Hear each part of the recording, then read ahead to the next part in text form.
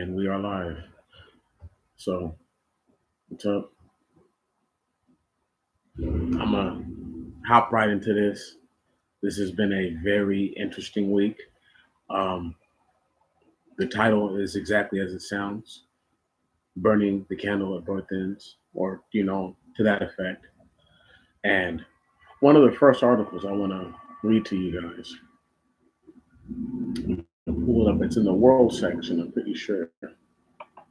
Just pull it up real quick. And I hope everything's going all right for y'all this week.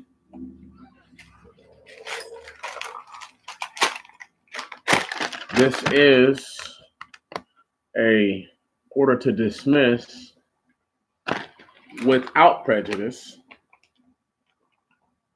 So that means that if they saw fit, they could try to re-bring up the charges or whatever, but chances are that more than likely that's not going to happen. Bam, here we go.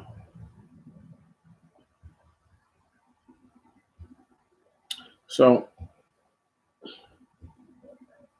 close this down. And I'm going to talk about this guy, Corey Fraser, in a second. This shit is crazy. So it says, even in the midst of Afghan peace talks, Taliban still deny Al-Qaeda was behind 9/11. Now, I'm not going to go all the way into this article. I wanted to read the headline to you. I've already read the article. Some years ago,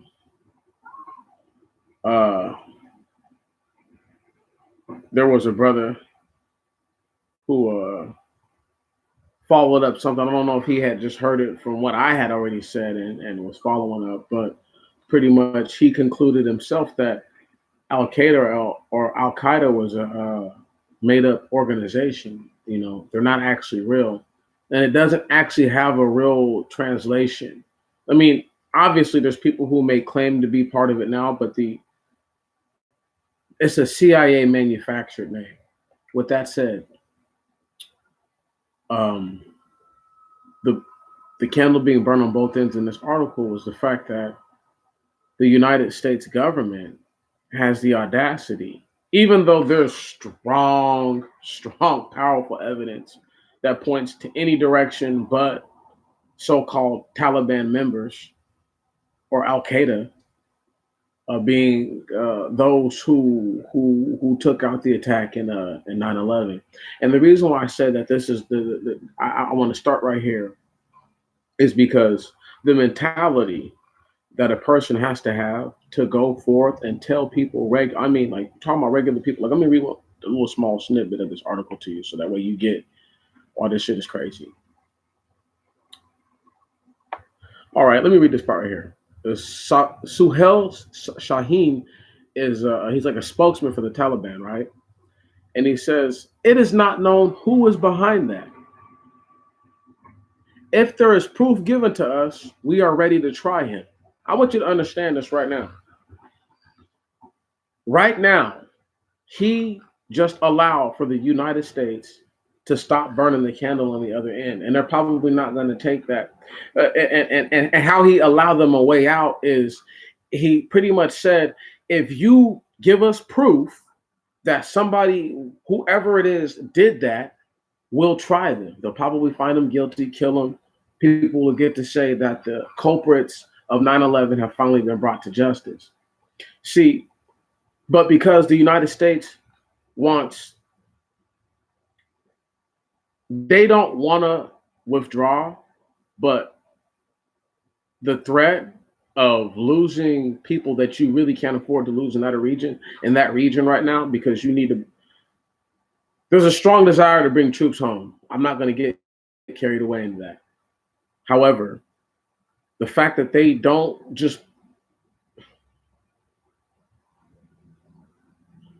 you can't be top dog and not want to be there. Like, America they've made their mark on the world by being bullies. And you can't bully people and try to be sensible at the same time. You see what I mean? And this is why these negotiations with the so-called Taliban haven't gone anywhere. Now, these two deaths of these U.S. soldiers, right? who just got killed in Afghanistan. I want to say like the other day, a couple days ago, something like that. I'm sure that's not going to hold anything up, but it's just an indication that, do you want to keep losing people? And of course, they lose members of Taliban, but every time they lose somebody, they get 2, 3, 4, 5 more recruits, who now hate the infidels. So it's not a loss for them. And this is why that candle's being burnt on both ends, because where the United States is trying to play conqueror, when you can only have so many enemies.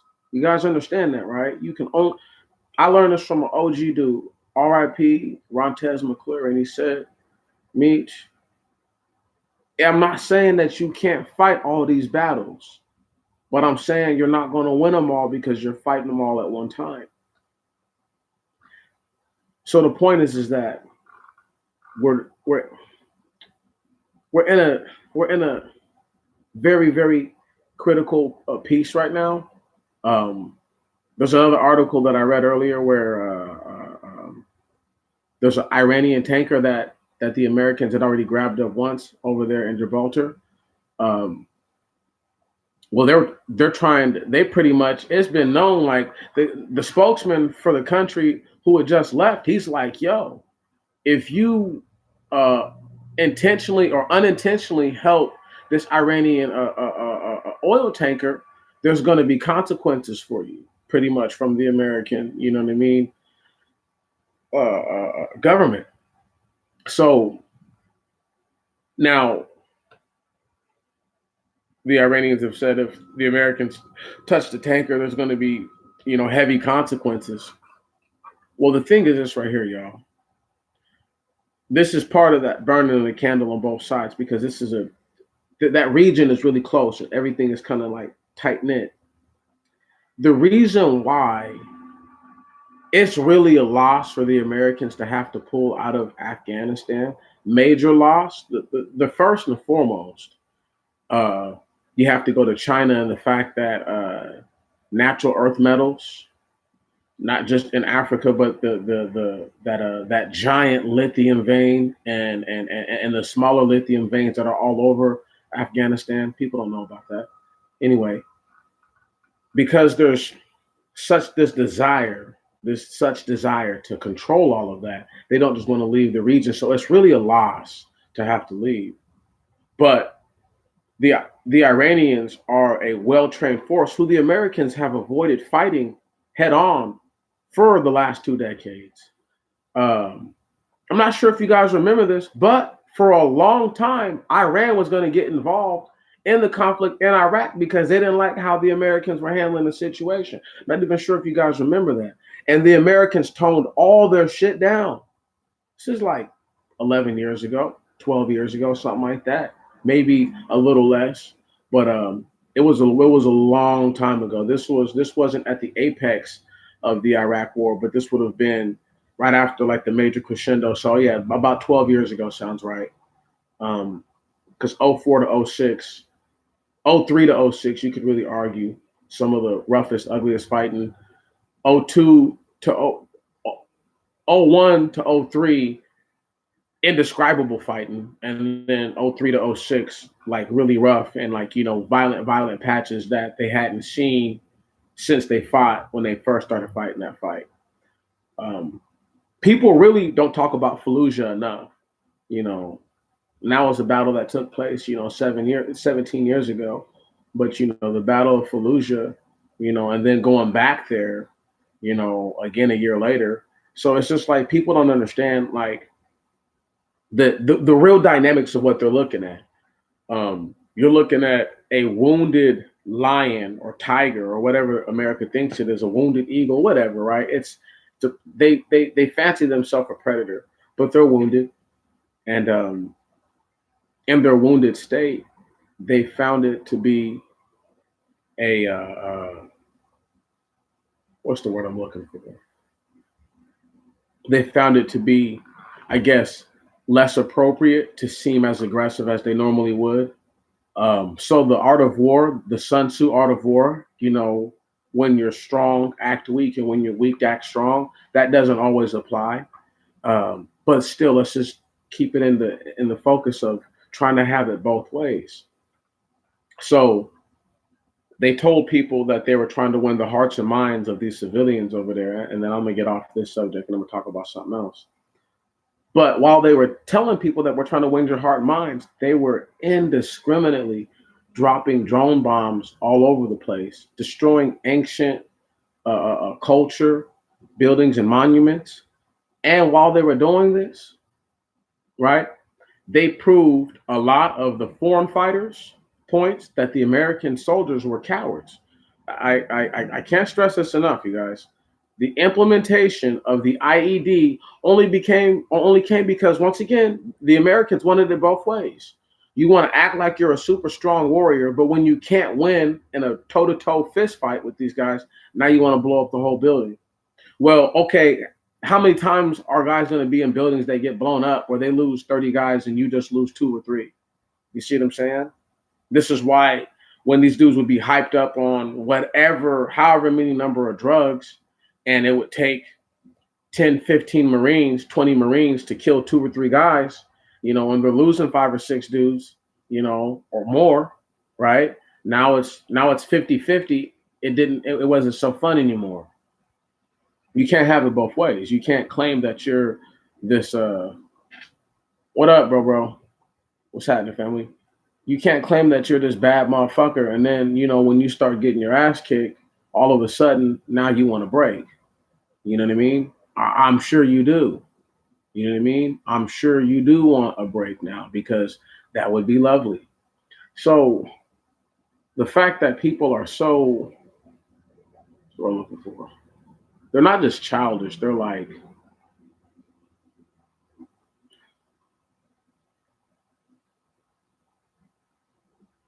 the Americans have created a sense of not just entitlement and ownership that people shouldn't feed into, but they've created a sense of rightness when they do things.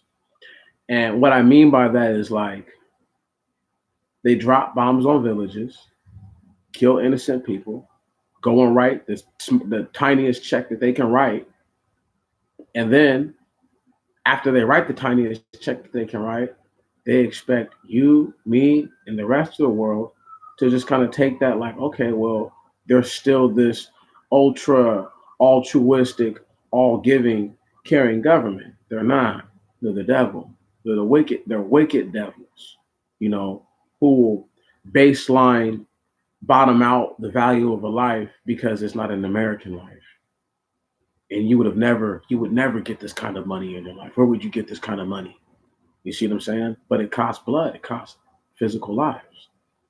So they burnt this candle on both ends, and now they're starting to see that you can't win a war like that, But it took them almost 20 years to figure it out. 20 years of droning people, okay? 18 years of droning people to death. 18 years of going in people's homes and their abodes when they're asleep at night, kicking them out their homes while there's full-blown firefights going on. Okay, all right, and these people getting killed in the crossfire. American government pretty much writing off their responsibility as being liable. I'm trying to break down some of these more not so known situations to people because sometimes they go untalked about. You know what I mean? They go unmentioned and when they go like that, it's bullshit because you have a lot of young people who just like when we were talking last night, bro. I need you to get this. There's nothing wrong with percolating your mind with information, right on, but you can only give it so much merit until you know for a fact that you know what you know. Because right now, there's a Google search. If you look up Corey Fraser, right? A Coreyfaser, one of the pictures that's going to come up, and it's startling. It's a black man in one picture, and then in another picture, it's a white man, right? So now let me tell you this though. It will give the false impression to a person who's not going to read the article that a black man committed that crime or was the person who was going to perpetrate the crime. And really, it's a white dude. When you look at the article, you click on the picture with the black dude, right? Once again, burning the candle at both ends. You see what I mean? Trying to control what people think and what they see and how they're going to perceive it. So a white person who sees a white dude and then sees a black dude, and he's like, well, which one's Corey Fraser? Corey Fraser could be the name of a black person. So they put a black person up in the picture. It's really actually very evil that they did that. But at the same time, you get to see and understand how they think when they do shit like that. This is why knowing is better than everything else. You know, I clicked on the picture just because I couldn't believe it. I was like, damn, my brother said he'd shoot up 200 police. Just told one of his friends that out of nowhere. Like, you know, now, with that said, the dude, I haven't heard nothing about no mental health issues or no shit like that. But it could very well come out he has mental health issues. You know what I'm talking about? So how can I take that kind of person serious? You know, when I could personally say or possibly see like, okay, they really actually don't have it all together. You know, or say, no, this person's totally they actually have all their shit together. It's a funny conundrum, but that wasn't used in this man's instance. And then just to speak on burning the candle on both ends, there was a sheriff shot. I want to say today in L.A. right, and they say that he was shot where he was shot. It's just weird, like that there was a mental health facility right next to the so-called low-income housing apartment complex where they claim that a sniper shot him. Right now, I need you to understand the distance from the building to where the sheriff was at. This dude could have easily shot the sheriff in the head. So why didn't he blow his head off? Why did he shoot him in his vest? He's seen this. He's seen that he. There's no way that this dude shot him without a scope or without optics. So I know for a fact he could have easily taken a low risk headshot, which is pretty much aiming on this part of somebody's body, right? When you have your rifle, so that way when you align your crosshairs, you drop your chevron right here. You know what I mean? And you know you fucks your world up. But and that's just how you do it. You feel me? Because even if the bullet picks up right on, and okay, obviously you're not going to shoot them in the neck now. You're probably going to shoot them in their face and drop them and waste them. You know. But if you really have the weapon zeroed in properly, you just cut their face in half with the sights. That's a headshot. I mean, that's a headshot all day. You know what I mean? All you have to do is take into consideration when. So, and I'm just telling you, like that's a fact. Like how I know it's a fact is because the first few years that the Marines were in Afghanistan and Iraq, they got investigated because there were so many headshots taken. Yep, yep. So they changed the curriculum from just shoot them in the head, right? Type shit to two to the chest, one to the head, or two to the chest, two to the head. But that's and now they teach guys don't stop shooting until the target, you know what I mean, or until the threat ceases. But it's all really just a matter of how fast you can respond to the situation and the circumstances to really know what you should do. Because if you don't have to unload a magazine on somebody, you probably shouldn't. You should conserve ammo. But once again, let me just get back on track. Burning the candle at both ends. So you have this really interesting situation where, as evil as I want to say they are or they aren't or whatever, the situation just doesn't sound right. It favors law enforcement. It speaks once again. They're trying to burn the candle on both ends. Oh, look how dangerous it is to be a police officer. An officer of the law, and then they're also trying to say, see, people with mental health issues are dangerous, and it's mental health issues. It's not guns. But you don't get to have it both ways because it wasn't like a mental health person with mental health issues stabbed the sheriff, right? Where you could say, okay, or he hit him in the head with the bat or something, like did something that like where they didn't have a gun and they showed people that okay, it's if they're crazy, right, then there's no stopping them, you know. But they're trying to tie guns to mental health issues. Well, it seems black ops to me, CIA type shit. Um, but that's the dynamic though. That's why I say that you know it's dangerous for people to try to have it both ways. You know, I can't say, for example, in the scripture, I can't say, well, you know, I believe that Yeshua is the Messiah, right? But then out of my mouth say that there's no such thing as the anointed one. When the Messiah, the righteous one, the holy one, the anointed one, thine elect, same dude. So when that's the case, and a person can't, you know what I'm saying, can't see that, and it would be me in this case, it would be me. I have to be able to see that I can't say that I'm supporting this guy, but because I don't know these other names, or I don't know him by these names, now I don't support this idea. But in actuality, I do. See what I'm saying? But I only support it based on how I know it. Um, that's dangerous because that's what they're trying to do. They're trying to say, well, you know, we do agree that firearms are dangerous, but they're really only dangerous in the hands of certain kinds of criminals. I'm gonna go ahead and just point this shit out again. Burning the candle on both fucking sides. That dude in Philadelphia who was who clapped it out with the cops. I'm starting more and more to think that they may have even been a hit squad sent after dude. Um, because when you actually read the story, he wasn't the person that they were trying to get. You see what I mean?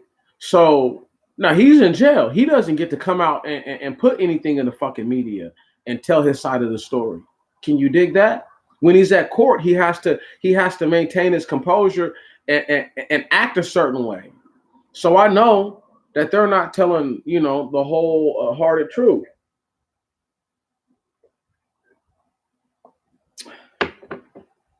But one of the problems is this though.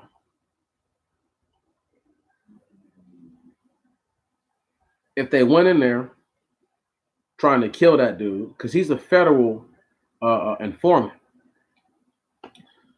Um, just to use Detroit as an example, there was a police officer arrested in Detroit not too long ago, like just a couple of days ago, for some drug trafficking type stuff. I want to say another one in Baltimore for the same type shit. What are the chances, the odds, the compound probability that this dude's a federal informant who works with the dude who is doing dirt with the cops? Right. Mm-hmm. Can you dig that? Can you feel that right there? So maybe the local law enforcement sent their people in there to try to rub this dude out because they understood that. Dude fought for his life. So much so to the point to where his attorney showed up and was like, okay, I'm here, bro. You can go ahead and give yourself up. And that's the only reason why that dude gave himself up. I'm trying to tell y'all. That's how it went. Because when you read a headline like an unremarkable search led to that shootout, this dude is 36 years old. Who knows what he was doing before he had to clap on the cops? But I want you to understand, he didn't do that the day before that, nothing. Like this is why that whole mental health shit is bullshit. Because why today? Why not? Why not some other time? If they're really crazy, why do you know what I'm saying? Why are they choosing opportune moments where people can't defend themselves and things? I mean, like it seems more premeditated than anything else, but that's just me. Um, these police officers, they seem as if they were up to no good. Just seems obvious. Like they were up to something very no good. And the dude was able to defend himself. Where's the drug charges on him at though, yo? He's an informant and a federal informant at that. So you know what that means? They're paying this dude money. Or they were. He fuck around. See, They're trying to let the case die down. But that shootout might have been all that they needed to get the dirty cops, you know what I mean, all under the gun. What if those 6 cops that were shot were all dirty ass cops? Nobody even asked that question. They just heard 6 police officers were shot and didn't assume anything else. What if all 6 of them are dirty ass cops who work in Philly? Can you dig it? Who were taking money from these dudes on the beat? I mean, while they work the beat. Come on. You would never know. And this dude's a federal informant. Putting a dossier together on all these motherfuckers. Ready to send them all up the river. Right. He's effectively internal affairs. Come on. While he's making money, and he could have been busting jugs and making drug sales, but then again, maybe he wasn't. Maybe he was just an actual snitch who just had good information. Come on, man. See, this is why this shit is so deep, and they try to burn the candle on both sides. Now, notice that they didn't pull that mental health shit with bro. Why can't he be mentally distraught, mentally ill? Why can't he have just lost his shit right then and there in that moment? How, once again, Martin, this is why I say, how do you know? Like, how do they know that this nigga didn't just lose his mind, bro? See what I mean? They don't know that. They can't prove that. There's no way for them to dictate that unless they can actually read your mind, bro, and they actually know what's in your mind. They don't know that. So they can't dictate to a man, oh, you didn't feel upset. What the fuck? How are you going to tell me how I felt? I know what I felt. So this is why it's dangerous what they're doing in these situations. The white dude who threatened to shoot 200 police officers. I'm just wondering, when is it coming? Because they've been burning this candle on both sides for so long. The day where the police officer becomes the mass shooter is only I mean, it's inevitable. You know, will it be in Chicago? Will it be in Philly? Will it be in Detroit? Will it be Milwaukee? Huh? Will it be Tampa? Will it be Atlanta? I don't know. Is it gonna be LA? Is it gonna be Dallas? Where they just say, fuck it, I'm gonna go out here and purge the streets myself. I'm gonna give the streets justice myself. Right. You could never know. You could never know. You could never know. Like, these are regular people who are fighting to keep it together. You know what I'm saying? Every day is a struggle for them, like it's a struggle for everybody else. So I have a hard time believing that a person who is regular, just like me and Martin, has the ability to confer, or really not to confer, to work outside of themselves. You know what I'm saying? Because most people, you know what I'm saying, freaking confer with themselves, but to work outside of themselves and to say, you know what, look, how do I actually alter and change my situation for the better and for the best? You know, but these people are sick in their minds. You know, I personally, they're just evil. I don't give them all the other shit. Everybody else gives them all these names, man, and I'm like, nah, that's bullshit. You know, you giving them all that makes it to where they're pretty much not responsible for nothing, and that's what it's all about. I told you the other night, bro, they're burning the candle on both sides. So that way, if this mental health thing sticks, right, they could effectively argue that the founding fathers, all of them, and a many great generations of Americans, right, have suffered from a mental illness from the start of this nation till thus. Pretty much making the people who committed all the atrocious, egregious, and heinous acts, despicable acts, and crimes during what is known as the chattel slavery, it would pretty much make them to where they're not responsible for their actions. See what I'm saying? So this is why burning that candle on both sides is so dangerous, because if people allow them to, they're gonna diminish their own argument as to the fact that they're evil. They're going to say, no, we're not evil, we're sick. Big difference. Even though there's not, but that's what they're going to say. We're not evil, we're sick. And then when people don't have the ability to move back from that, it's going to get ugly. You know, I keep trying to stress what's happening right now in Africa. Like I read this thing the other day about how China's cracking down on the protesters who are working, right? Because you got people who are working by day, protesting by night, right? China's like, fuck that.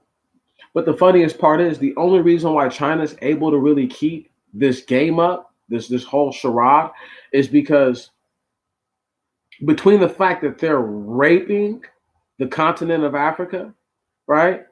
They also have predatory lending practices to the poorest classes of Africa that are going to keep those people in a subjugated state. See what I'm saying? Now, this is why it's so funny that nobody understands that Africa will more than likely be ground zero for the big one. Whatever you're calling Africa, it's probably more than likely going to be ground zero for the big one. I mean, not to say that the big one won't move from one continent to another one, but the big one is for sure, surely going to start over there. It seems ever more inevitable. There's just a lot more action that can take place on the western side, and then on the Horn and all that. There's just a lot more action as far as sea trade, water trade, whatever you want to call it, that's going to take place. That'll give the not just the powers that be, sometimes just a brazen individual who doesn't realize their actions are about to set off a chain of events that they can't control. Everything's not like, there's no such thing to me as a conspiracy theory. Either they plotted against you or they didn't. And if they plotted against you, it's not a theory, dog. That's collusion. That's a conspiracy. They conspired, right? So we're not conspiracy theorizing here. We're literally laying it out how it's more than likely going to take place. I've been pretty dead on about a lot of things. Trash is going to hurt people, but it's going to be one of the few industries in this so-called recession that pays people's pockets. Mark my words. And whatever, if the world lasts that long, recycling and overall waste management is going to become a huge profitable business. Now, it might not pay well to the lowest people, but it's going to pay. Nobody knows, man. It's coming, Martin. It's literally working its way in here, and not just that, but China, Russia, Iran. It just seems more and more every day that they could just touch down like any moment. There's these ransomware attacks that are going on all over the U.S., right? Where hackers are fucking taking certain parts of like of like a municipality that's been digitized, and they're holding it ransom. You feel me? They're putting a ransomware on it, locking your shit up, right? Now these dudes are charging people bitcoins because Bitcoin's not traceable. Listen, between Atlanta, no, I think Atlanta paid. I lied. Baltimore didn't pay $71,000 in Bitcoin. When they didn't pay that, it cost them over $18 million to fix. Okay? So listen to that dichotomy right there. Listen to that. Just follow that. $71,000 in Bitcoin. Okay, so you folded and you gave that to them, but it just cost you over 18 million real dollars. So to fix, because you didn't want to give in, and you don't have the hackers that it would take or the minds that it would take to do it. Now, people can say that these are just malicious hackers, but the first people to get accused of doing this are two dudes who are from India or Pakistan. And why that's so important is because they're from the region of the world who has one of like their grudge with the West is one of the longest standing, even though they act semi-friendly. They hate the West. Um, I just don't see how people really see how it's going to work out anything good.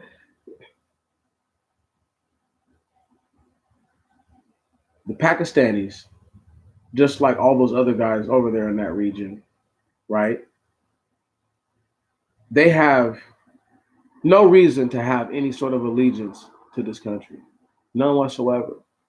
And because people believe falsely in the notion in their mind that America is so great, they really tell themselves this. They really believe that, right? You know, it's the greatest country ever. And because they sell into that so much that they can't see the inevitable coming. Like Russia could easily have people who were behind these ransomware attacks. North Korea, China, all of them could easily have people who were in on these attacks. They're foreigners for a reason.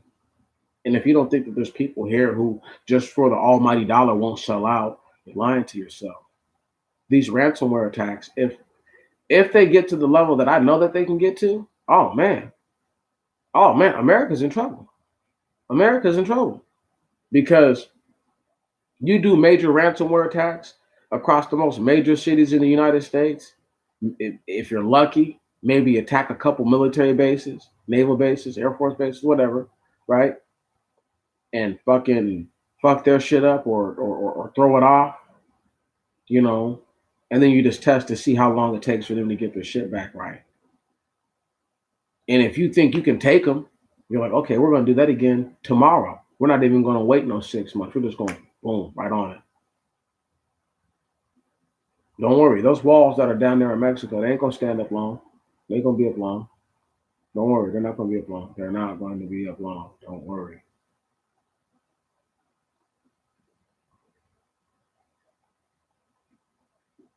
They want to get people to believe and to think that the shit is going to go a certain way that it's not. You know, I need black people to see and to understand that we're in a really delicate position. You know, you don't have the luxury of trying to do what these people have been doing, which I'm saying they're doing, which is playing both sides. You know, you don't have that luxury. See, there's a lot of people who call themselves, you know, voices of black people who say that the enemy of our people play both sides. But how can you expect to be seen any different than your enemy if you're going to resort to the same lowly tactics that make you hate them in the first place? Right. So it's once again, it's self defeating. At very least, it's duplicitous and hypocritical. So, saying that, this is why it's so important that people don't get caught up in just trying to make sure that their side is right. I know the Most High God is right. I don't need to worry about anything else in that thought. Let me show you one more time. Dismissed. You understand?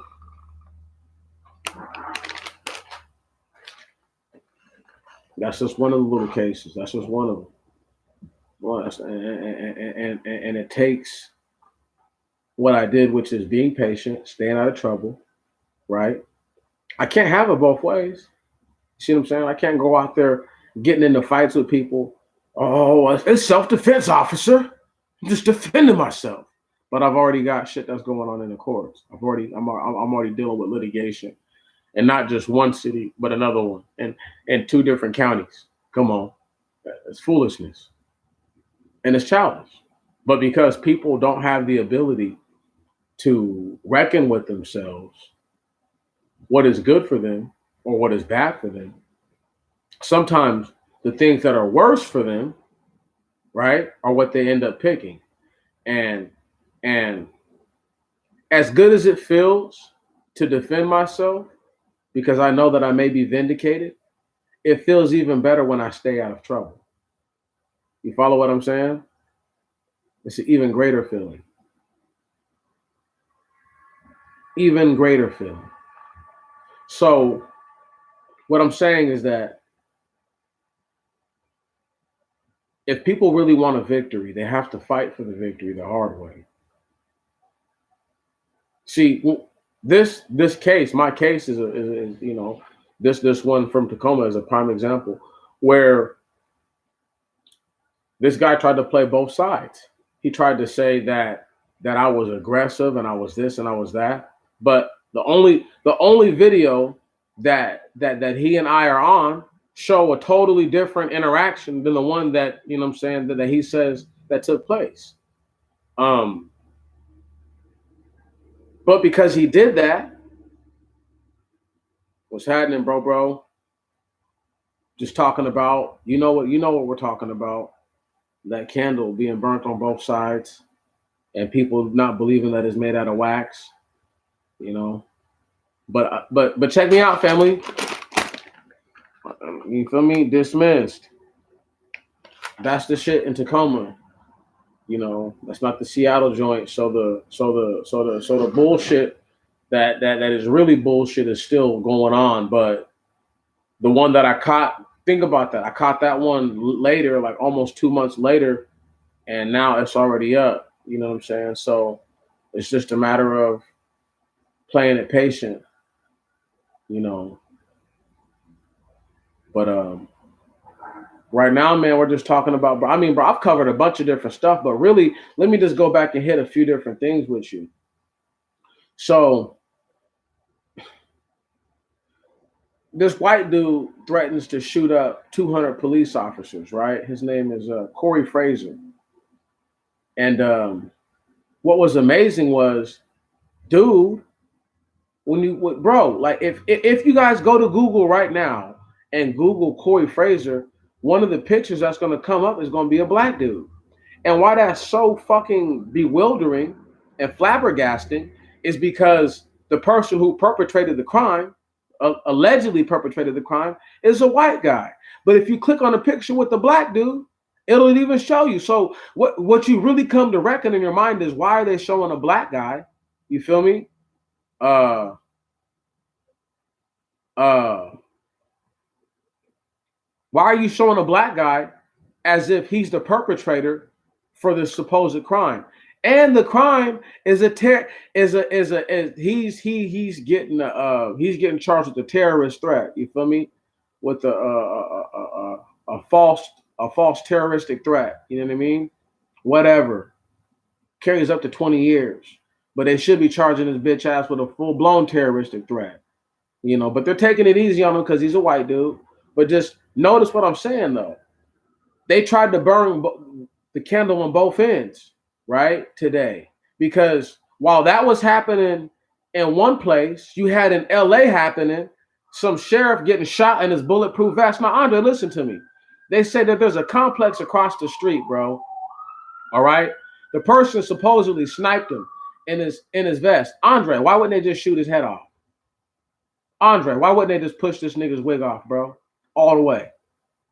Can you dig it? And end him. And not just him, but anybody else standing around. And lay down some real suppressive fire and then get up out of there. It just doesn't even make sense.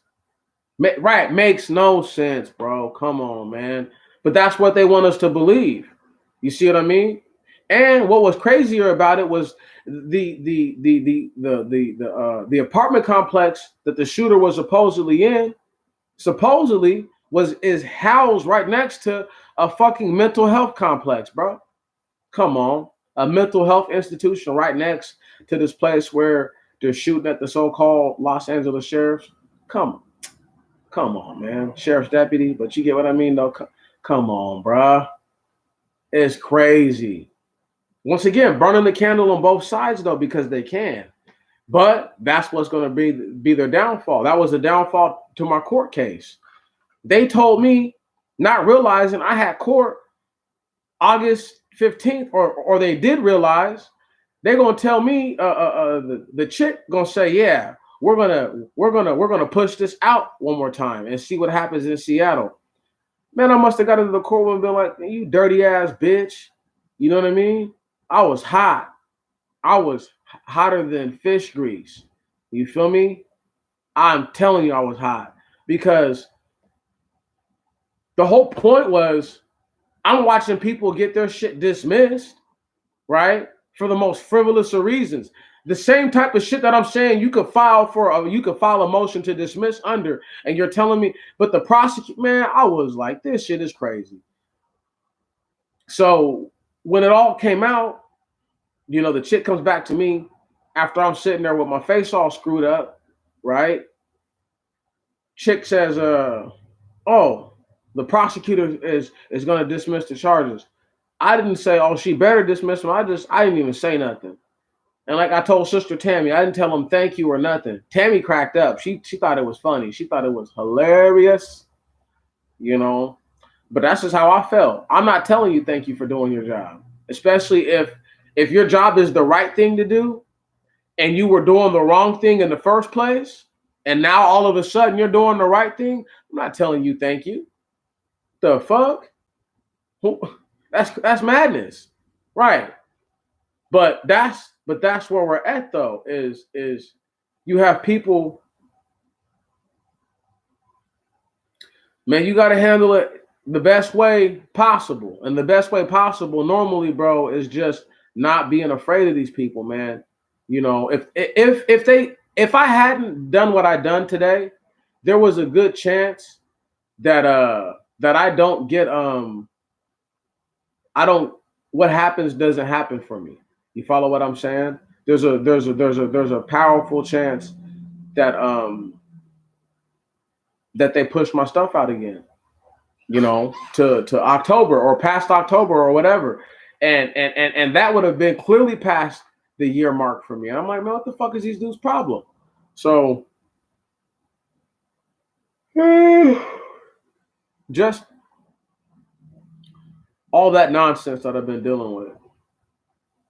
I had to clean up my face and shit. You got to do that every once in a while. Well, I had to because I got these little food jobs I'm about to be doing. So they're like, yeah, can you go ahead and trim it down? I'm like, I got you. I can't mess with this though. I can't do it. Can't. But anyway, let me get off that. But they have tried to really get your boy. Here you go. Right. But no, man, they have tried to get me, man. They tried to get me. And this is a good sign, y'all. The black YouTube guys, they're not going to talk about it. You know what I mean? They're not going to use my situation as a victory for black people, but it is.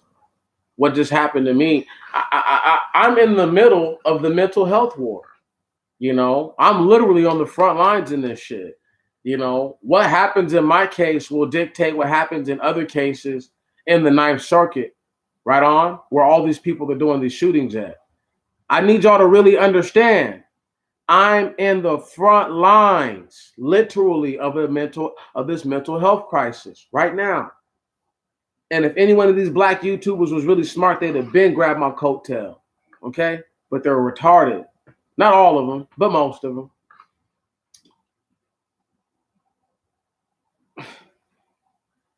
It's crazy. Just like how y'all who live in you guys live in Texas. Tammy and Steve live in California, right? Do I know? Is anybody who's listening to a brother living in Arizona or New Mexico? I don't think we got any regulars living in Arizona or New Mexico, but there are 4 different people right off rip who are living in 2 different states that are for sure having the wall built in it. The walls. And you guys are right now on the front line. And it might not seem like it, but because you live in that state, whatever happens, consequently because of the wall, you guys, you too will know about it. Maybe not right as soon as it happens, because sometimes you're too close to know about it right then and there. But you'll know better details than people who hear about something in the media. You know, like if they do something that's foul down there concerning the border wall, we might hear about it from a distance and be speculating, but you guys might be like, no, I was there, and this is what really happened. And that changes everything, you know. And that's what my situation is. But I'm not trying to burn the candle on both sides. You guys doing that wouldn't be burning the candle on both sides, man. That wouldn't be you trying to have it both ways. As a black person, you know, I have nothing to lose or to win by them building a border wall. Nothing. It means nothing to me. But what it does mean to somebody else is their ability to make a living, dividend. You know, it's just we have to really look at this shit very seriously. Every day, you guys are walking around people who look at you. You guys know to talk about taking away birthright citizenship. Talk about burning the candle on both sides, yo. So how do you determine who's from this bitch or not like that? How? How do you determine who's actually born in who's from the turf or not? Right. 7 what, brother? I'm lost, Martin. Oh, okay. You're funny. But no, man, I'm just saying, who can determine, okay, it's all good. I understand that. But who can determine if this guy just came to the country? This is why it's dangerous. So think about this for this doesn't just apply to Hispanics. That's Africans, that's Asians, that's Russians. Okay? You see what I'm saying? And the Hispanic Latino crowd and Pacific Islanders. Right. That's all of them. Even though those places are considered American territories for the most part, a couple of the islands aren't. Neither here nor there. The point is this. They're talking about taking away people's birthright citizenship. How do you prove that you're supposed to be here? Who determines that? Do they just say, you know what? Your daddy wasn't shit as an American citizen.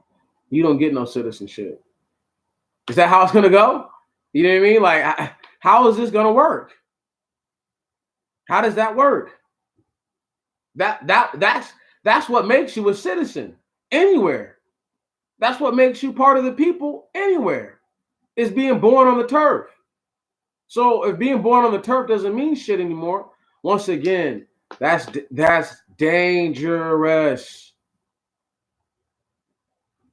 What does that mean for black people though? Niggas should be worried about that. Fuck a wall. You should be worried about birthright citizenship. Because all of a sudden they can say that we're not citizens of the United States anymore. And they can treat us however the fuck they want. And if you ain't got no passport to leave this bitch, trust and believe they will be treating you however the fuck they want. See, niggas might think I'm tripping.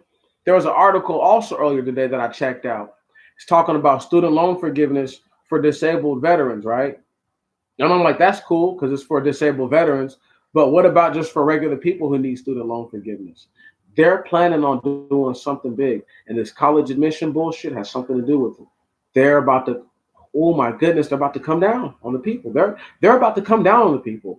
And it's going to be like a fucking tidal wave of issues that make most people give up, I'm sure, you know, and start doing crazier shit than they've ever done.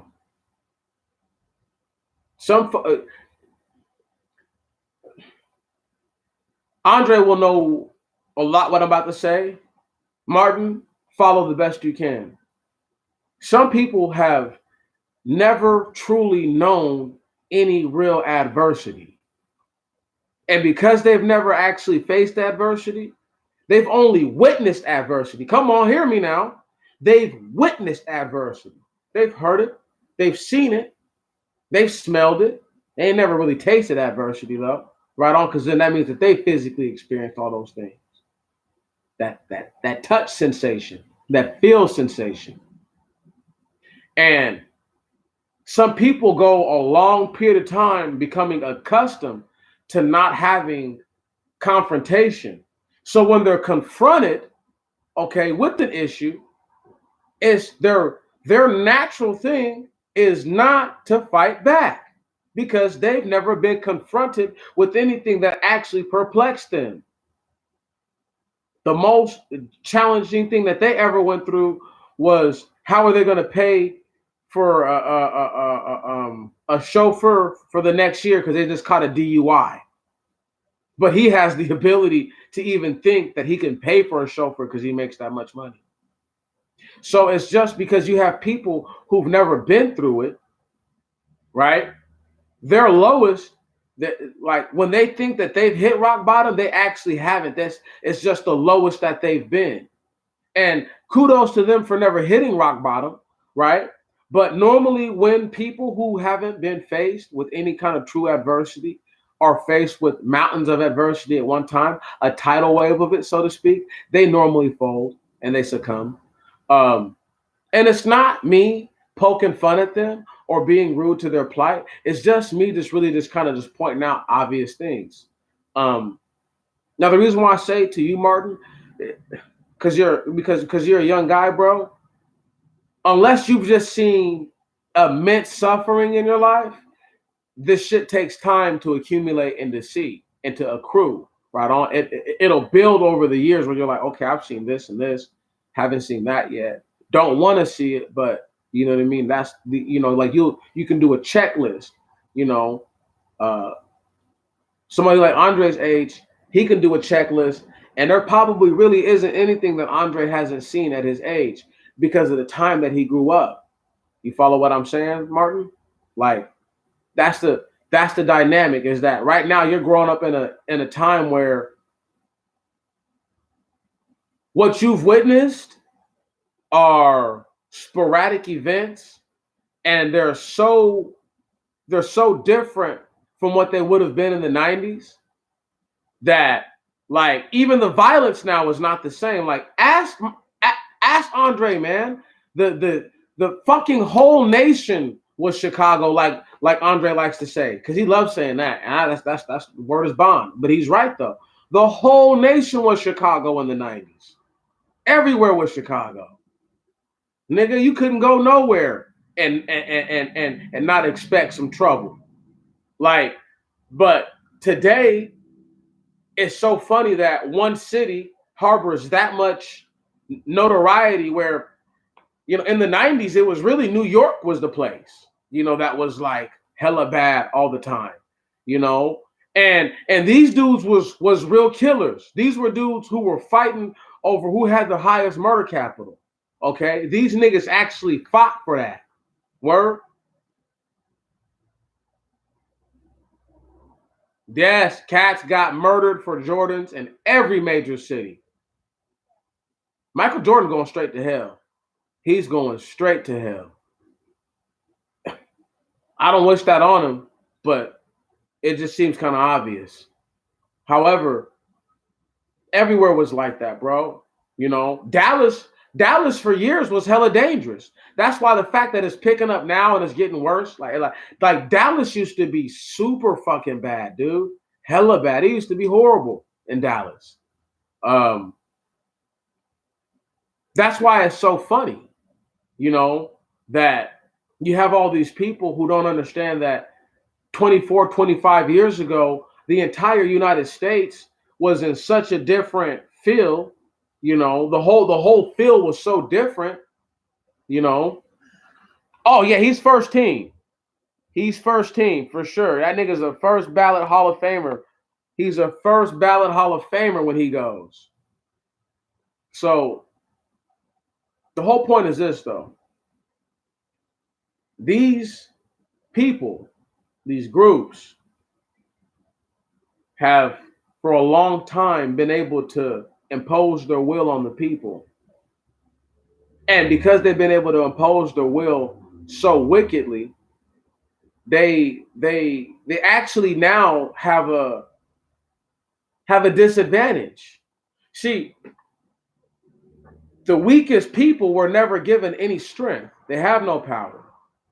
But the weakest people are the people who they claim are the weakest are the people that they need and desire to do the lowest jobs. What up? How you doing, sister? Oh, it's been popping for a second. Been just been getting it in, but um, it's just been a really, really, really crazy one, sis. Because I told everybody about, you know, told the family about a little moral victory today because we won in court. But what I'm talking about right now is just groups who have had so much power and influence to play both sides to where they diminished one side so much so that now the people that they need to actually do something can't even do anything. The reason why the roads are falling apart is because the people that would have fixed the roads properly, they got hooked to crack cocaine or got hooked to selling crack cocaine. You see what I'm saying? Right? You follow me now? See, those were supposed to be the gentlemen. Those young black men were supposed to be the people who are now older black men now. They were supposed to be the people who did the jobs that their fathers and their fathers done. They literally misled an entire generation of people to where the people who were supposed to be blue collar workers weren't allowed to be, and it became a coveted position for the white man to work on a construction site. But their work, the longevity of what they create is the proof is always in the pudding. They don't create anything that lasts because they always cut corners and they're lazy. And that's not me taking shots or knocking these dudes for who they are. That's just the truth. Okay. But because they played that game, they made it to where not just uh the so-called immigrants or illegal aliens that they're trying to run up out of here now, right? They've actually made it to where black people, if black people do it right, they will be able to just stand off to the side and just watch everything happen. I keep trying to tell people if they just don't divest from staying alive, but divest, literally just let it go. You know what I mean? I I had let go trying to file motions in the court. You know what I mean? They weren't going to file any motions for me. They weren't going to do anything that was going to, expedite the process. So because they weren't willing to meet me in the middle, I then had to capitulate to what they wanted me to do. But because they burned the candle on both sides, right? They lost their battle, and their battle was to keep me here until hopefully some sort of freak accident happened, where in which I'm already under court supervision, right? I can't have any. I have to have law-abiding behavior and no similar or like incidents. So when you're under that sort of supervision, right? You really have to be careful.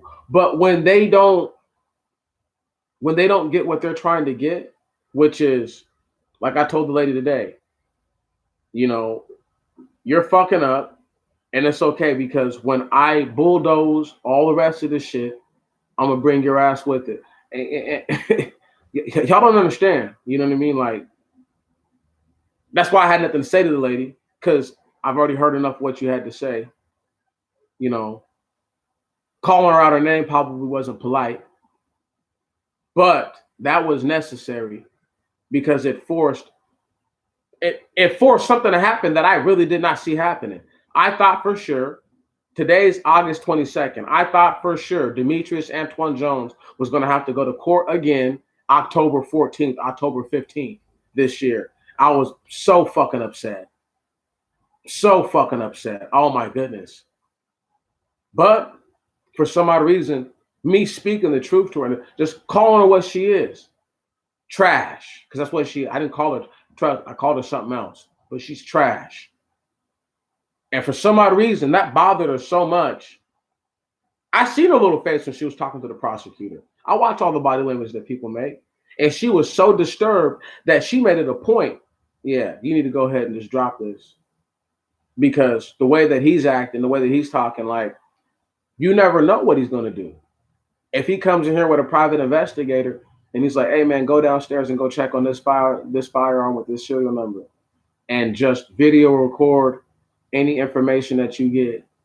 So that way they can't deny me of it.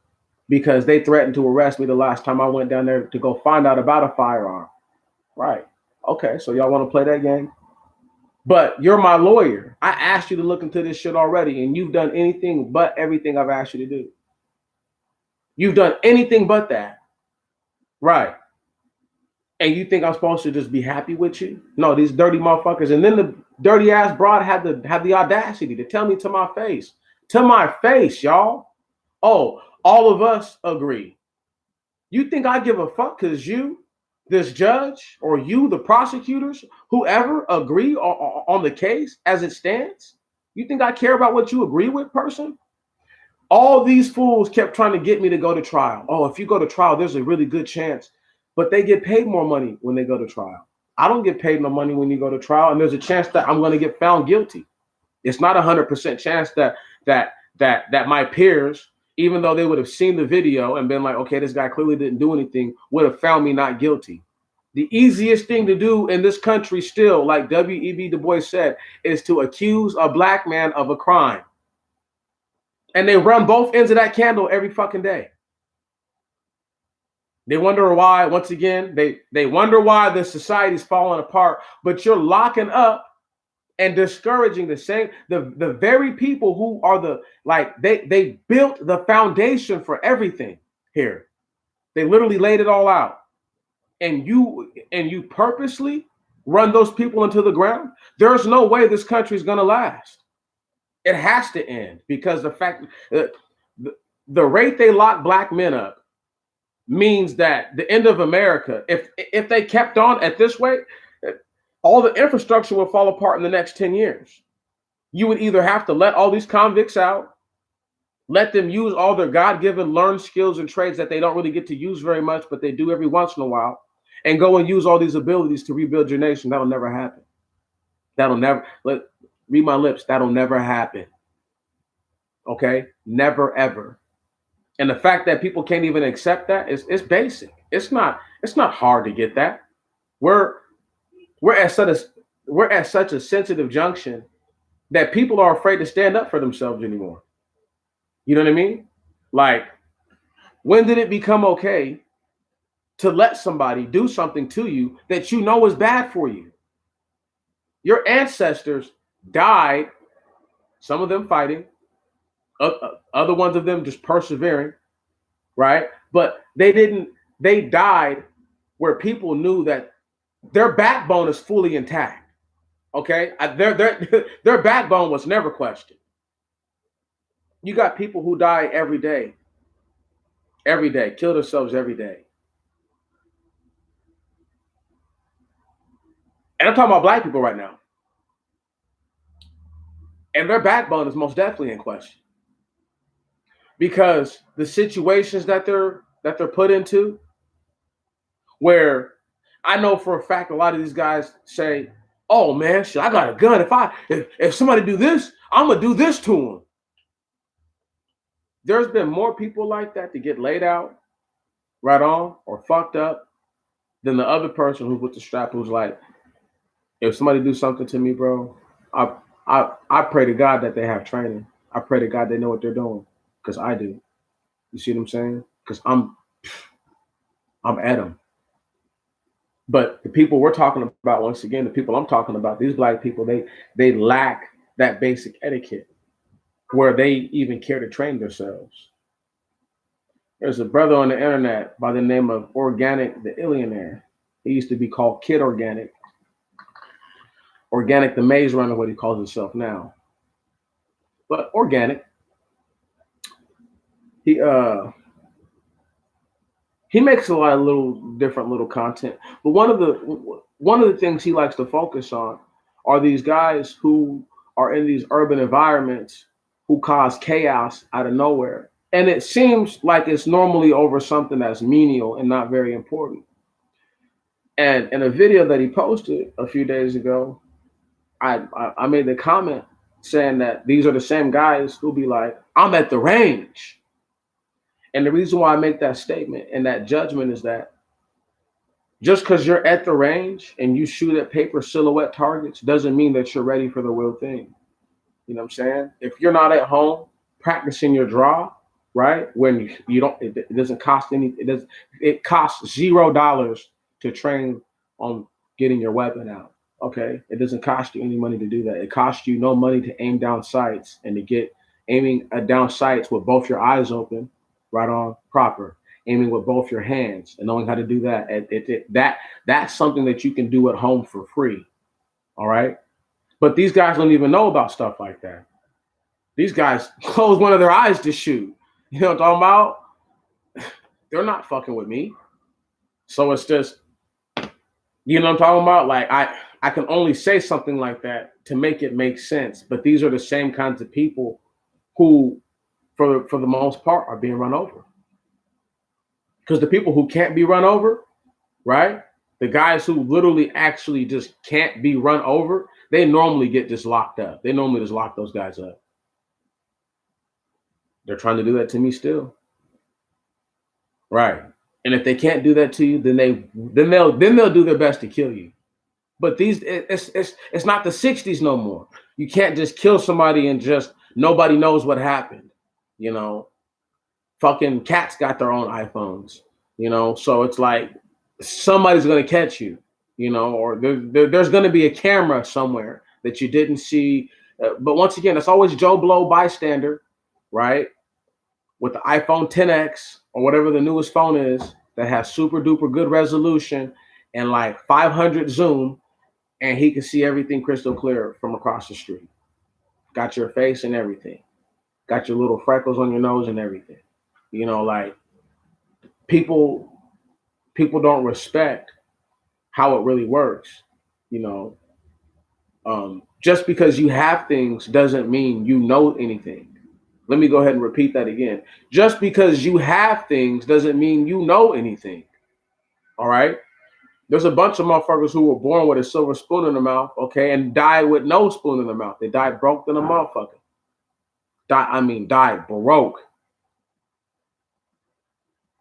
But that's because they don't understand. And as a poor person, you can't afford to. Well, you can afford, but if you burn the candle at both ends, well, I'm poor and I'm black, but I still want to act up and act wild, and I have no regards for nothing.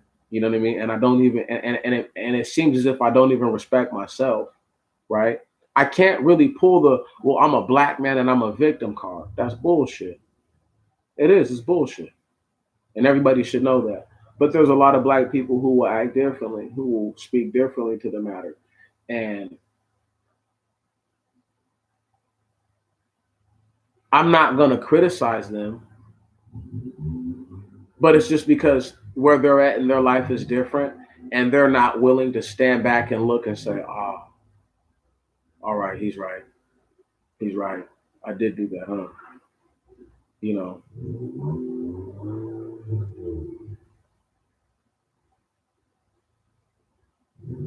Do you know the government is really going to have a hard time next year once they realize that the jobs that they thought that black people were going to take up from the so-called Latino community, most of them don't qualify being able to get because they have a criminal background that disqualifies them?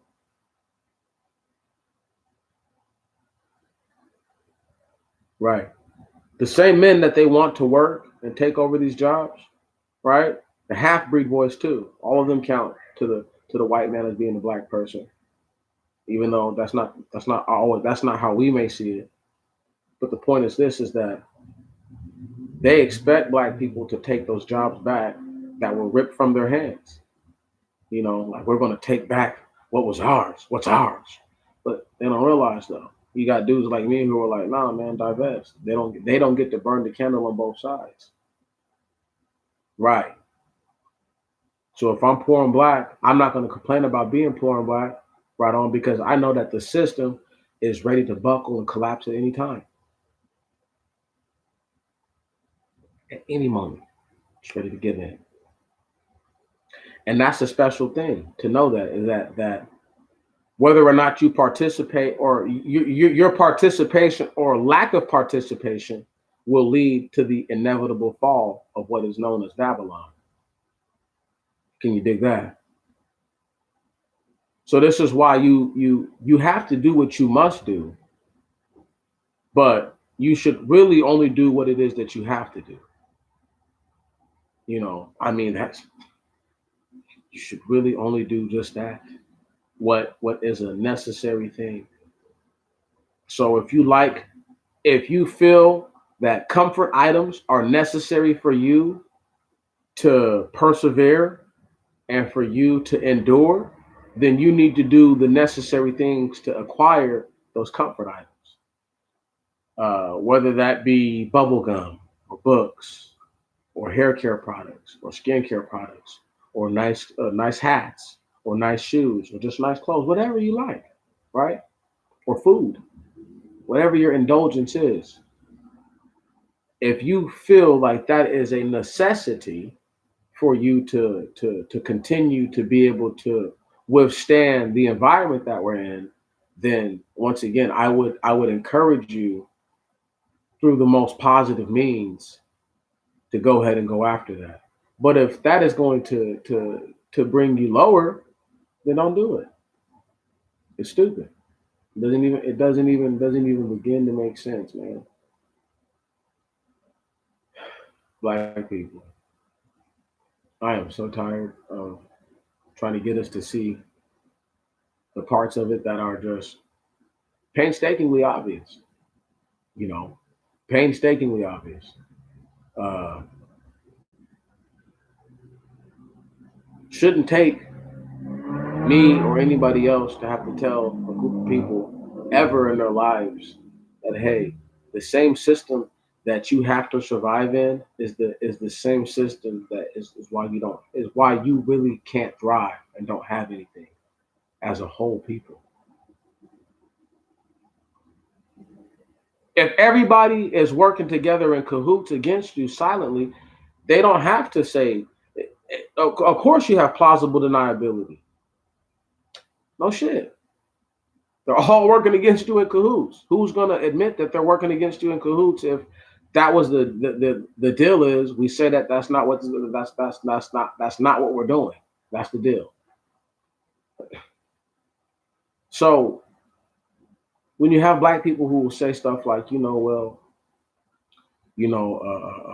other groups of men do this and other groups of men do that. Okay, that's true. But those other groups of men didn't fucking come up out of slavery, dog.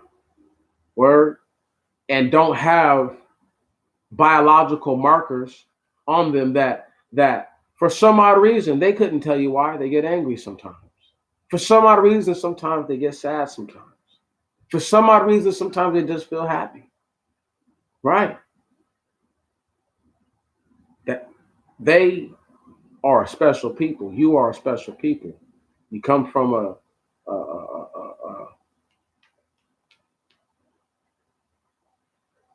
you're supposed to come from that stock of people who had to do the hardest work ever, modern day, and get not an iota of appreciation for it, not a scintilla. Once again, this is why I say what I say about not burning the candle on both ends.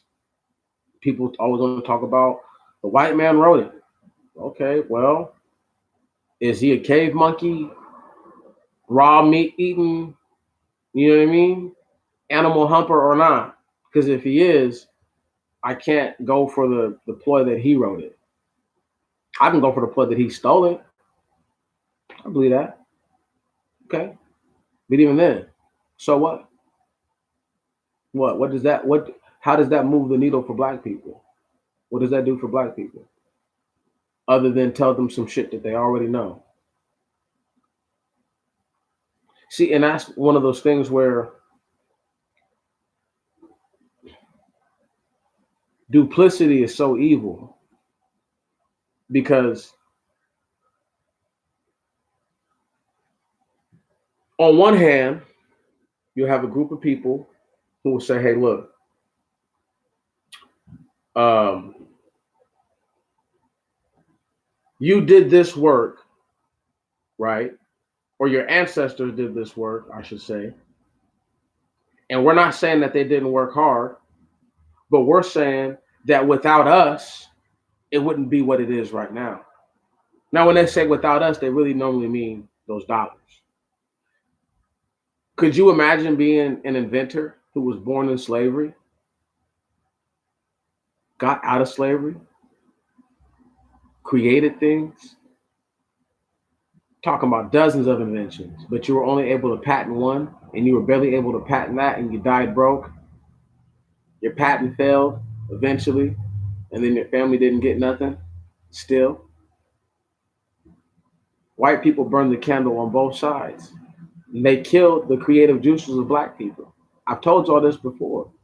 If the patent wasn't used so aggressively to steal every invention of the black man coming into the 20th century, there would have been a arguably the person who founded the internet wouldn't have been a dude from fucking Africa. You know what I'm saying? A so-called Igbo guy. So-called. You know what I'm saying? But a Nigerian for sure. Uh, but you could argue that it would have been a brother here or a sister here who founded that. Easily. Black people here have been so,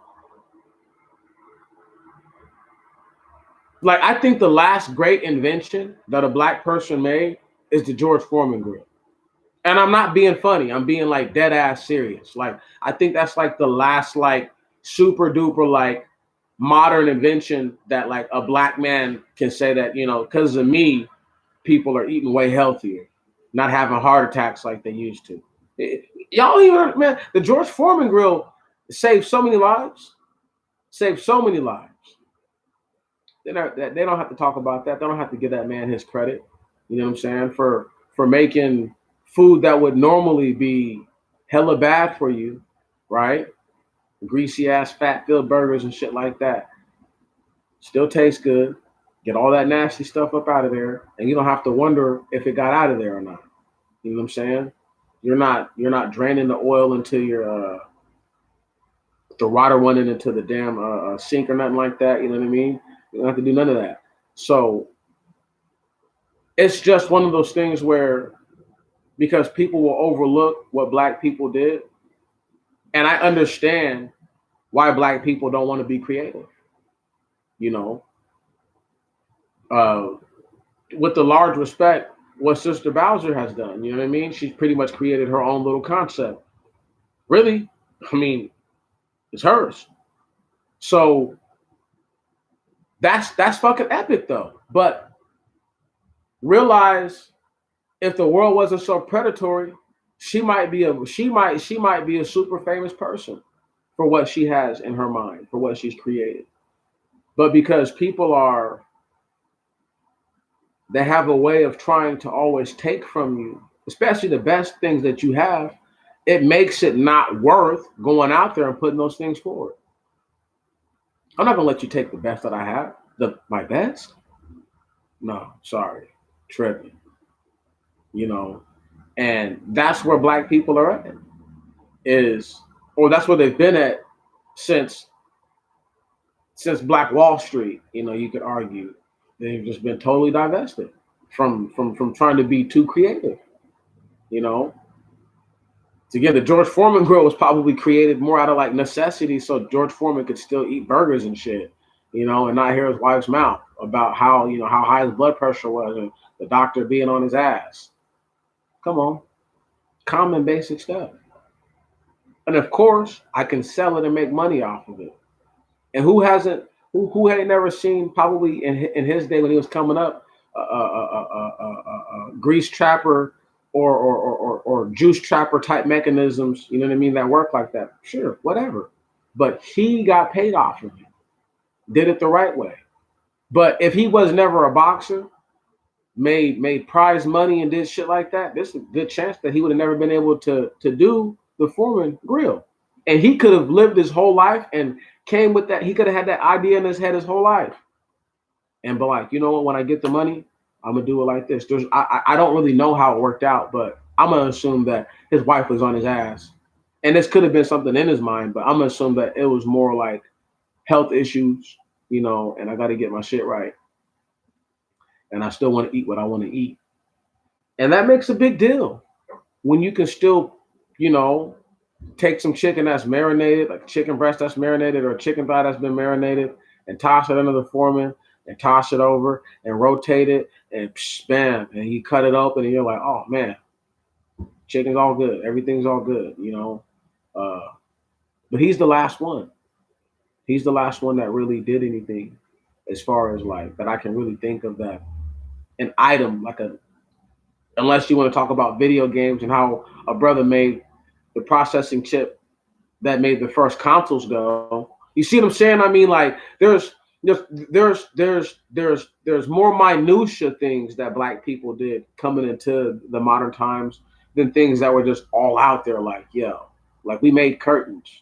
Like we made like it was a black man that invented all that stuff. You know what I mean? It was a black man that pretty much inventing modern plumbing for homes. Like they don't. Anyway, it's just crazy that we don't get none of the credit that we're supposed to get. Um, and that's one of those things where they've been able to play it both sides. You know, white society that is, where they get to call us the scum of society, but at the same time, without us, they wouldn't even have shit. And they burned that candle on both ends since we've been here. And that candle's about this big now. That candle's a teensy weensy little motherfucking candle now. And they're just not realizing they fucked up. Like it's taken them this long to actually see, like, holy shit, the only group of people in the whole nation that we should have been making sure that they had something, we've made sure they've done the exact opposite. The exact opposite. And now it's too late to reverse it. They're literally going to feel the effects of suppressing the natural ingenuity, creativity, and explorability of the black man's mind and the prowess that the black woman brings with her to support the black man in her own endeavors. See, but this is why they hate us so much because we're supposed to still be slaves to them. But if we were still slaves, light bulbs, the faucets with running water, all the shit that they enjoy, they wouldn't even have. Why do you think slaves were so eager to get free? I can't think of all the brothers that were slaves that bought their freedom and got free and were creators, right? But one of the biggest things about that is that when Eli Whitney stole the cotton gin, I keep telling y'all this. When he stole the cotton gin, slaves saw then, oh, you're not going to pay us for what's up here? They had already been in the country for at least 100 years by 1793. So you're telling me you're going on 200 years, really, if it's 1793. But the point is this group of people had enough sense while they were indentured to know, okay, we're not giving away any more of our creative juices. Nope, we're done with that. We're done with that. They understood that. They got free. Said, okay, now that we're free, maybe we'll have a chance to get paid off of these creative juices. And were they able to? No, not really. A few of them earned a couple pennies. But for the most part, white people's families, to this day, the Jefferson family, punk ass families living off of royalties and patents that he bought out from black inventors. Without Lewis Latimer, the damn telephone wouldn't be here. He sold he sold that patent to Alexander Graham Bell. Like, once again,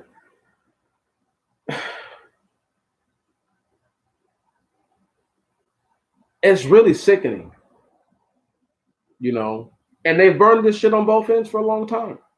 So our people are only thieves and fucking crack dealers, right? That's it, apparently. But who were teaching these little boys the skills to go and become professional athletes? Who? When some of them grow up in inner cities, all their coaches are black.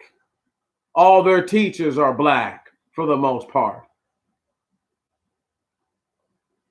I'm baffled. I just wonder. He comes from the inner city, but yet he's a doctor now. And everybody who taught him was a black person until he got to the collegiate level. But these people aren't geniuses. Because with less, expected to do more, they still achieve. That's what it means when you're black in this country. It means even if you've only got one leg, we still expect you to be as fast as a white man with two. As crazy as it sounds. As crazy as it sounds. And y'all know I'm not lying. This is why black people really, to me, have the ultimate reason to divest and just fall back and just watch and see what happens. Don't vote for anybody. Your vote can't be bought. They won't give you what you deserve. If I deserve $1 trillion, and Tammy deserve $1 trillion, and Andre deserve $1 trillion, and Martin deserve $1 trillion, 20 trillion ain't gonna fucking do it, dog. That's only 20 of us. I'm talking about bankrupting this whole bit. They better leave me alone. Do you know what the fuck I feel like I'm owed? I've already told y'all what they owe me. You know what I'm saying? I'm not gonna get. Love you too, big sister. Be safe out there on your walk, and may you have a great day. Great night, excuse me. But they try so hard to get us to believe that we need to be involved in these systems. They want us to they want us to really believe that if we invest our time and our energy, that somehow there's a victory for us. Do you know your ancestors fought in the Revolutionary War? Did you know that? Was promised their freedom back then. Whole bunch of them didn't get their freedom. Did you know that?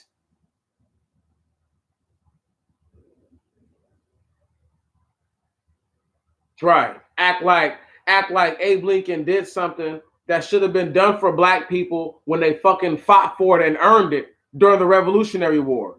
And that movie with Mel Gibson, The Patriot, underlines it in the movie. Because in the movie they had, that was one of the things that fucking was a Ty Turner for him, was being able to have blacks fight for him.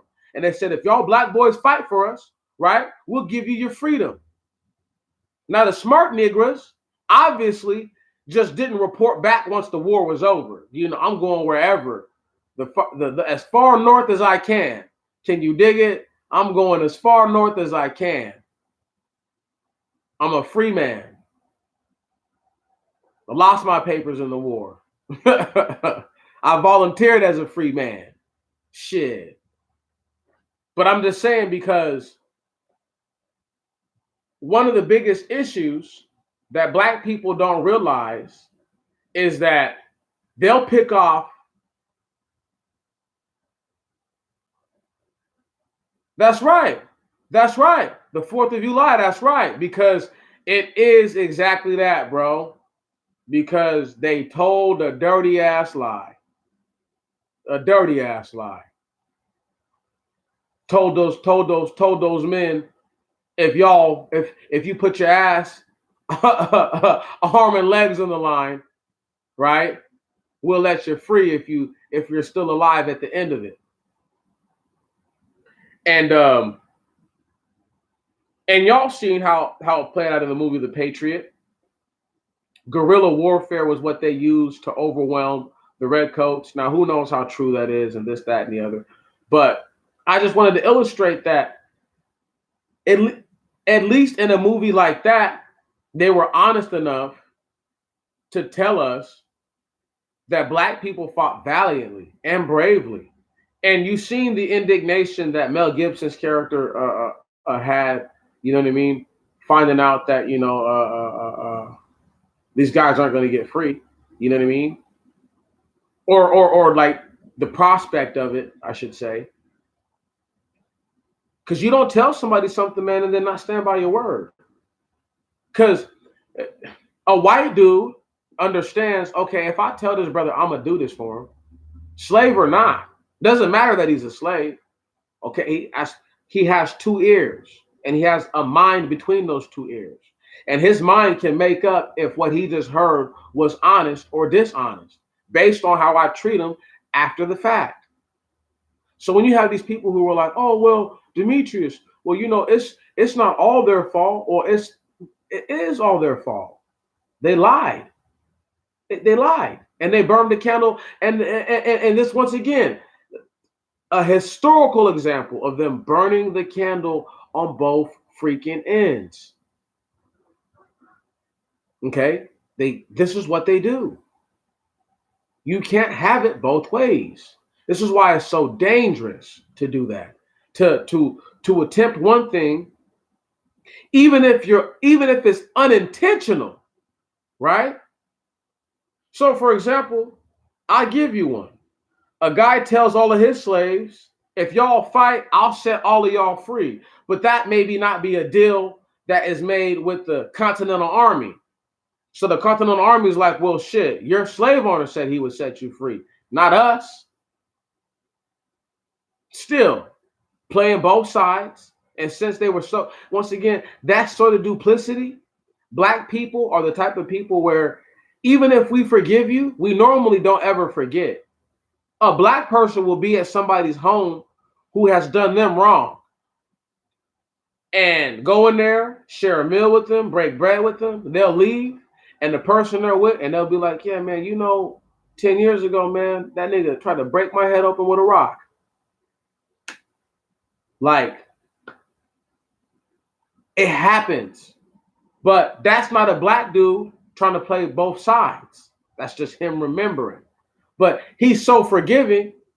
Right. The motherfucker that tried to take him out with a rock, he'll go around and go kick it with this guy and go hang out. Why black people are like that?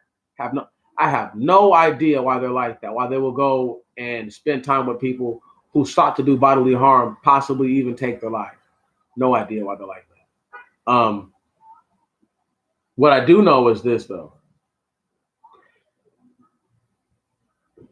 Our folks have got to wake up and realize that they're going to lose more than win more if they continue to try to fight a fight that's not their fight. It's never been our fight in this country, ever, not one day. And if we just stood by and just watch, if black people get out of the way and allow Babylon to get smashed on, we'll be able to leave this motherfucker. Won't nobody be able to stop us. Nobody. We won't need passports. We won't need them. Black people are in their own way. And they're duplicitous. And black people, once again, I get to end this on a high note, on a really powerful note. See, black people, though, are almost worse than white people that want to burn the candle on both ends. Because they want to be the called, the chosen, the elect, the anointed, and all that. But at the same time, they don't want to call on the Most High God. They want to fix it themselves. Black people, let me be the first one to tell you to your faces. You can't have it both ways. So either you're going to try to fix it yourself and you're going to fail, and you might fail in fashion, or you might fail with some flair. Or you give in and you might not win in fashion, right? It might be an ugly victory, straight, oh my goodness, I can't watch type victory. But if you win, it's way better to win like that than a person who lost with all the flair. Way better. And I can't encourage our people enough to think like that. But I really have held that part right there till now. So that way they understand that we are some of the worst practitioners as a group like this. Because I'm content with leaning on the Most High and allowing his forces to destroy these people. You see what I'm saying? I'm content with that. But there's people who, because we don't say that these are that Anubis and Thoth and Horus and Osiris and all those other cats, right? Chimeras and shit like that. Because we don't say that they are the ones that we look to, right? And we look to one, right? And we've never even seen our one. right? That's what's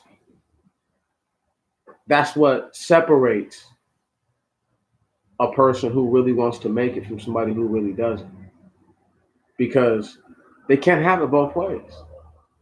Oh well, the white man stole it and he stole all of our information. Okay, well if that's the case, and you're saying that the Dead Sea Scrolls are pretty accurate, well this is pretty accurate then. And in this book, it doesn't say that the Egyptians are the chosen people. It says that these Israelite people are the chosen people. Just throwing it out there. And they can say all these things about literary devices and the ability to change what the content says, whatever. The point, the fact of the matter still remains that as long as black men and black women believe in their heart of hearts and their souls that they're able to change the situation that they're in, we will forever be stuck. Only when we give in as a people, as a whole, and say, Father God, I can't do it. It is all on you. And if you don't rescue us, then we'll never be rescued. Until they do that, we're stuck here. There's a smart ass on the internet who likes to talk about a critical mass. If the right critical mass asked the Most High God to come get us, we'd be out of here already. But I'm sure a lot of them are part of the people who believe that they can save themselves. How duplicitous.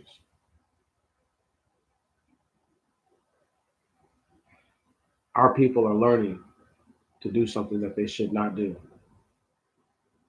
When you choose to burn the candle on both ends for the sake of ending your suffering, but bring more suffering, you are more wrong than those who brought suffering intentionally. Because at least they knew that you would suffer when they did it. See? That's what makes them better than you and more honorable, because at least they intended that. You didn't even intend to hurt your people. You didn't even intend to bring their souls to hell. And flawlessly, effortlessly, motherfuckers have done that. They have done it effortlessly.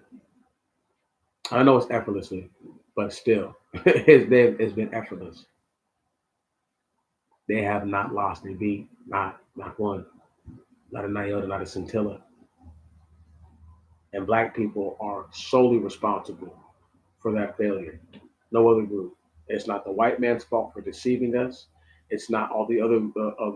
It's not the other skin Gentiles or the black skin Gentiles for deceiving us and keeping us down and trying to oppress us with the so-called dominant class or the people who I just say have all the leverage. No, that's our fault as a people, being unwilling to to protect what is most sacred to us. And what is most sacred to most of us is what? The babies. You haven't protected the babies. They've done a poor job of protecting the babies. Horrible job of it. The news is a constant reminder. The news is a constant reminder that they have failed the babies ever more. So someone who never even did anything wrong has ultimately been wronged, because a person who can't realize that they're wrong in their way of thinking is going to bring them down to a demise. Much. This is why when those guys are killing little babies in Chicago and shit like that, like, I get super duper fucking pissed off. But at the same time, I know that the person that they were with brought that sort of energy to them. Right. Once again, not being willing to lean on the Most High God, leaning on their own understanding. And they're too wicked. So they die before their time. Right. Every once in a while, you'll have a person who grows up in an inner urban or interurban environment where where it seems as if, that's what I'm looking for. They're too wise. right? And they're always confused. They don't like they can't understand why are these people so violent. And I'm not saying that you need to strike a balance between being wise and wicked, but you need to know when to turn that wisdom faucet off and not be so huffing puffing on your fucking glory cloud. You know what I'm saying? Because people don't like that shit. You know, that holier than thou shit, yes, people don't like it. They hate it. It's despicable. With that said, black people still have yet to look for what it is that will save us. When y'all pray tonight or tomorrow, whenever you pray, keep praying that the hearts of those people who are supposed to have their hearts opened up, open their hearts to the Most High God. Speak to Him. They speak the words to Him that will bring the utter destruction of the land that we live in. Don't pray that he stretches this life out so that way we can see what happens to the end. Pray that He ends it now. It's no day like today, and there's no time like right now. I'm telling y'all, I appreciate you guys with all my heart and soul, man. It is always an honor and a blessing just to take a little bit of the time out the day and just to speak, just to say something, you know. Uh, but I really want you guys to do that, though, man. Pray for the people who need to wake up. Pray for the people who haven't had that chance to do so. And if they do get that chance, then they're going to prevail. Pray for them. I'm asking the Most High, man, that He just has mercy on all of us. Everybody's in a different circumstance, you know. So we're all going to struggle differently, you know. But it doesn't mean that we can't support one another through those struggles and be, positive support. Once again, I can't burn the candle on both ends. Y'all ask y'all to pray for me and then don't pray for you. Bullshit. With that said, I got a couple more minutes left, and I'm just gonna roll it on out for the night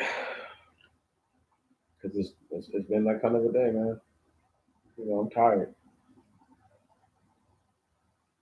Got these little, so I gotta finish up the two little videos that I have. Pretty much, I gotta put some audio on them. Haven't done that yet, but I got the pictures I want to use.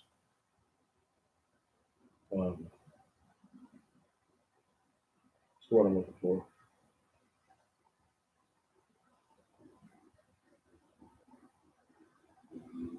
These videos that I'm about to drop should not perfectly fall in line with trying to not burn it on both sides, but I'm gonna mob out on this note. In the book of Nehemiah, chapter 13, verse 23, it speaks on these Jews, right, who have children with women of Ashdod, Ammon, and Moab, and they have children by these people, and the children aren't taught to speak the Jewish language, right? But they speak the language of Ashdod, right, which is Moab and Ammon. Now, why that's so important is because Nehemiah loses his mind and beats the brakes off the Levite priest who committed this. Now, why that's so important is because Nehemiah, even though these dudes had mothers that were Moabites, right on, and Ammonites, the bigger deal was that they didn't speak the language. Can you dig that? And that's what made them strange. Had they spoke the language, he would be in a really, really, really, really, really, really difficult place to have said anything. How are you going to knock the chick for being a Moabite, but yet David's grandmother is a Moabite? right? Kind of lose that battle. See what I'm saying? Anyway, man, I you know, I don't want to give too much away, but the pictures are going to really drive home the point of if you don't know who a certain group of people is, there's no way you know who you're looking at.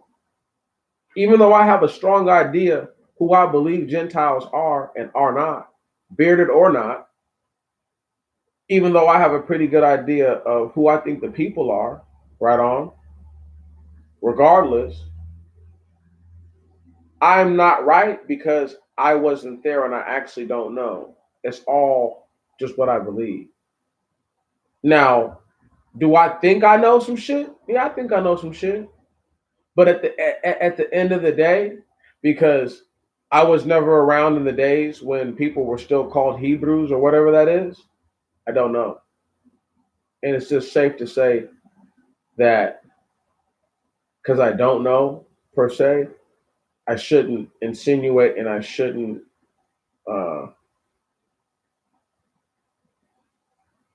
shouldn't pretty much put out the wrong idea. You know, even if once again in confidence, it seems more for sure than not. Um, I want y'all to really do me a super duper solid. I want y'all to go and I want y'all to look for what's it called?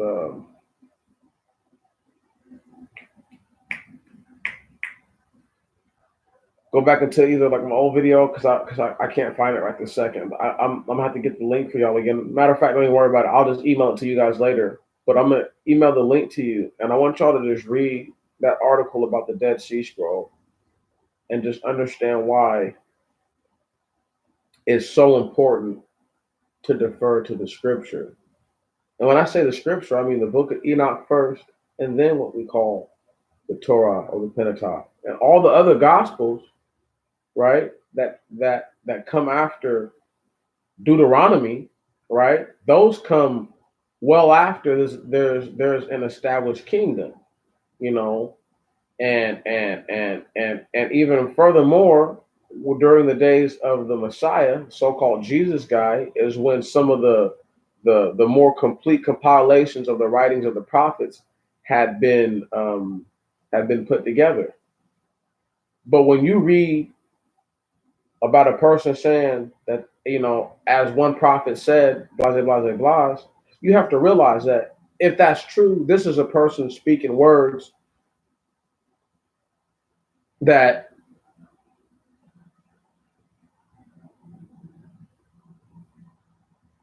what's the word I'm looking for? This is a person who's speaking words that pretty much means like I don't want to say the wrong thing right now, y'all. Give me 1 second.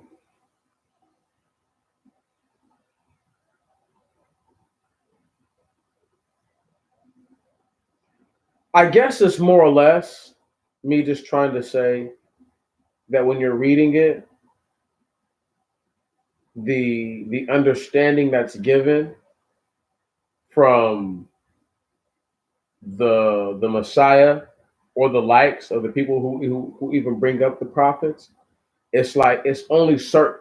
All the information is not there. You see what I'm saying? Some of the things that they have now weren't found till later. So it's like we're reading we're reading pretty much refragmented parts of history that the only thing you can really trust for sure, what I'm saying, is that the book of Enoch encompasses everything that the prophets are going to say and could possibly talk about. So even if you don't have the books of the prophets, if you just have the book of Enoch and the first 5 books, you're still really well covered. You see what I mean? You're still really well covered. Now, of course, having the books of the prophets gives you more insight and things to look out for. But the book of Enoch tells us everything, right? So you could argue that just with the Torah and Enoch, you have virtually everything that you need, right? Which is why you could assume that if what they had was not written down text of what the prophets were saying, which you know it was because it was on scrolls, the the the ability for verbal history to have been repeated would have still been more alive. People keep verbal history alive to this day. There's little kids who've never seen Michael Jordan play a game of basketball in their life, and they'll claim that he's the best. Never seen him play. Maybe seen some highlights of him, but they never really seen him play, right? Then you have guys who've seen pretty much all the greats play, and they'll say, you know what, Mike's not the best, Kareem's the best. See what I'm saying? Or Kareem's not the best, Bill Russell's the best, and they go back and forth. You see what I'm saying? You know, um, it's all about what you prefer. But when I get done talking about this, I just want y'all to understand that you can't try to burn both sides of the candle. Don't ever forget that. You know, you can't try to control both sides of the narrative. That's wicked. That's evil. And then it makes you seem dishonest and disingenuous. Brother Martin, Brother Andre, you guys know, man, I got mad love for y'all. I want you guys to once again get the best you can out of this year, but continue to be safe and continue to be circumspect and wise in all your decision making. Uh, can't wait to drop the little pieces about this stuff right here, the little Middle Earth dudes and whatnot. Salute y'all, man. It's been a good one. With that, I say good night.